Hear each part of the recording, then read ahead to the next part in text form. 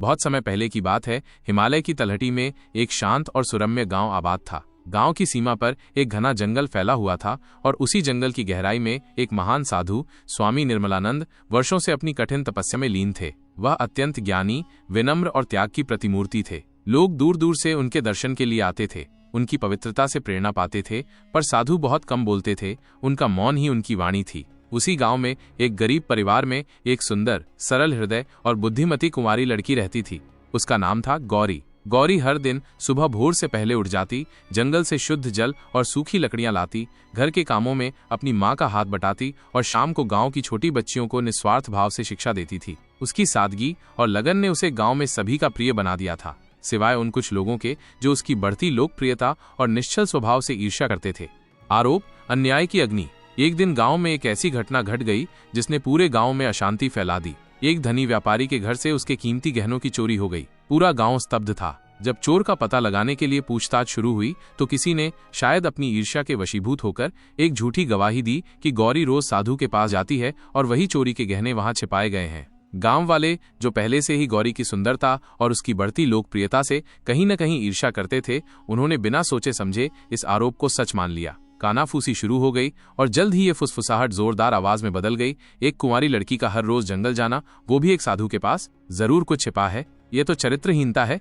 गौरी को बुलाया गया। गांव की पंचायत में उस पर गहनों की चोरी और चरित्रहीनता का गंभीर आरोप लगाया गया। वो स्तब्ध रह गई। उसका चेहरा अपमान और दुख से लाल हो गया, आंखों से अविरल आंसू बहने लगे, पर उसने एक शब्द भी अपने बचाव में नहीं कहा। उसने बस इतना कहा, मैं निर्दोष हूं, लेकिन सच्चाई का हक पाने के लिए मुझे अपना सब्र और संयम दिखाना होगा। सत्य के पास स्वयं को प्रमाणित करने की शक्ति होती है। गांव वालों का क्रोध 7वें आसमान पर था। उन्होंने क्रोधित होकर फैसला लिया, चलो साधु के पास चलते हैं, उसी से सच उगलवाते हैं। वही जानता होगा कि सच्चाई क्या है। सत्य की परीक्षा, अग्नि परीक्षा। सैकड़ों ग्रामीण हाथों में लाठियां और मन में क्रोध लिए साधु की कुटिया की ओर चल पड़े। गौरी भी उनके साथ थी। उसके कदम डगमगा रहे थे, पर उसकी आत्मा अटल थी। सभी ने एक सुर में साधु पर चिल्लाना शुरू कर दिया, ये साधु ढोंगी है, इसने एक कुंवारी लड़की को बहकाया है, चोरी के गहने इसके पास हैं, बोलो सच क्या है। साधु निर्मलानंद अपनी चिर परिचित ध्यान मुद्रा में बैठे थे।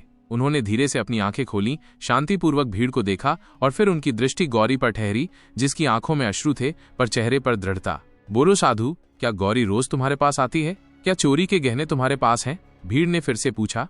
साधु शांत, गंभीर और अडिग स्वर में बोले, हाँ, गौरी रोज आती है। वो जल भरने, वन से फूल चुनने और मुझसे आशीर्वाद लेने आती है। वह एक पवित्र आत्मा है। उसका हृदय निर्मल है, जैसे ये बहती हुई नदी। और जहां तक चोरी की बात है, मेरा जीवन खुली किताब है। मेरे पास कुछ भी छिपा हुआ नहीं है। आप लोग चाहें तो मेरी कुटिया की पूरी तलाशी ले सकते हैं। लोगों ने साधु की कुटिया का चप्पा चप्पा छान मारा, लेकिन उन्हें कुछ भी नहीं मिला, न गहने, न कोई आपत्तिजनक वस्तु। तभी भीड़ में से एक वृद्ध महिला आगे आई, जिसकी आवाज में ममता और विश्वास था। उसने कहा, मैंने गौरी को कई बार साधु के लिए भोजन लाते देखा है। उसने तो कई बार मुझे भी रोटियां दी थीं जब मैं भूखी थी। वो चोरी कर ही नहीं सकती। वो ऐसी लड़की नहीं है। अभी ये बात पूरी भी नहीं हुई थी कि व्यापारी का नौकर हांफता हुआ भागते हुए आया। उसके हाथ में वही चोरी हुए गहने थे। उसके चेहरे पर डर और पश्चाताप स्पष्ट दिख रहा था। मालिक, मुझे माफ कर दो। गहने मैंने चुराए थे और डर के मारे मैंने गौरी का झूठा नाम ले लिया। मुझे क्षमा करे। गांव में सन्नाटा छा गया। सबके चेहरे पर शर्म और आत्मग्लानि स्पष्ट थी।